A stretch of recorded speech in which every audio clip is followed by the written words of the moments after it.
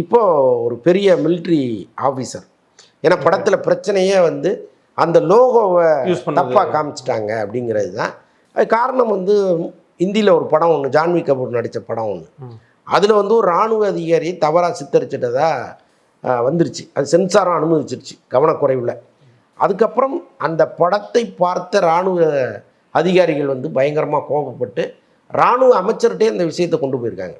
Sir இப்படி வந்து படத்தில் எங்களை ரொம்ப காயப்படுத்திட்டாங்க, எங்களால் அதை தாங்க முடியல அப்படின்னோடனே மத்திய அரசு வந்து நேராக சென்சார் போர்டு அதிகாரிகளுக்கு இது மாதிரி படத்தில் இராணுவம் தொடர்பான காட்சிகள் எது வந்தாலும் கவனமாக டீல் பண்ணுங்க அப்படின்னு சொல்லியிருக்காங்க. ஸோ அதனுடைய காரணமாகவும் இந்த படம் டிலே ஆகிப்போச்சு. ஓகே. இப்போ இங்கே சென்னையில் இருக்கிற ஒரு இராணுவ அதிகாரியை வர வச்சு அந்த படத்தை போட்டு காமிச்சு அவர் சொல்கிற சில கரெக்ஷன்ஸை பண்ண போகிறாங்க.